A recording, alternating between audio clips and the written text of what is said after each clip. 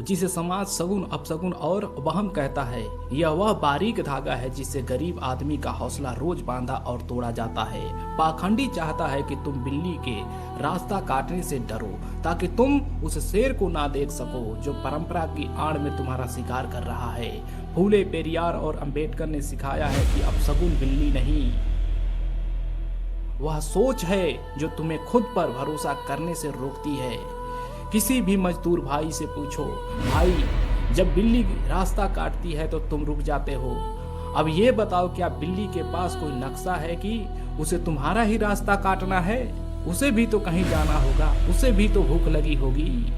इसी पे पेरियार कहते थे कि इंसान इतना खुदगर्ज है कि उसे लगता है कि पूरी कायनात उसे परेशान करने के लिए बनी है। अगर बिल्ली का रास्ता काटना अपशगुन है तो बिल्ली का क्या, उसका काम तो बन गया।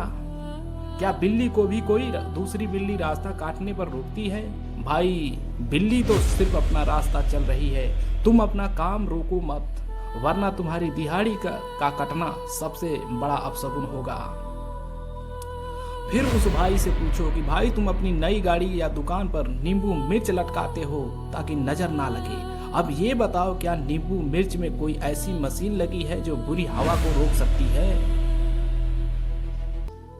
इसी पे बाबा साहब तर्क देते थे कि अगर चीजें लटकाने से सुरक्षा होती है तो देश की सीमाओं पर नींबू मिर्च लटका देते, फौज की क्या जरूरत थी?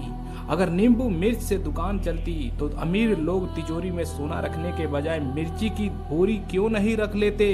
हकीकत यह है कि नजर पत्थर को नहीं लगती, नजर उस इंसान को लगती है जो तुम्हारी तरक्की से जलता है, और जलने वाले का इलाज नींबू नहीं, तुम्हारी मजबूत कामयाबी है। फिर उस भाई से पूछो कि पंडित कहता है कि शनिवार को लोहा मत खरीदो, मंगलवार को बाल मत कटवाओ। अब ये बताओ, क्या लोहा या बाल को पता है कि आज कौन सा दिन है?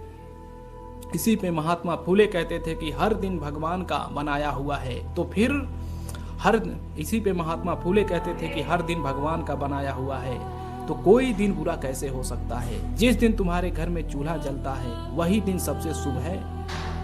क्या भूख पेट मंगलवार का इंतजार करेगा? पाखंडियों ने ये दिन इसलिए बांटे ताकि वे हर दिन के नाम पर अलग अलग डरा कर आपसे दान वसूल सके। फूले साहब ने कहा था कि मेहनत करने वाले के लिए हर घड़ी हर पल पवित्र है।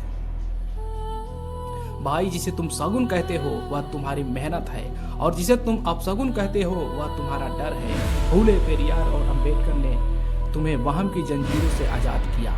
अब जब तुम घर से निकलो तो बिल्ली या छींक को मत देखो, बल्कि अपने बच्चों के उस भविष्य को देखो जिसे तुम्हें अपनी मेहनत से बनाना है।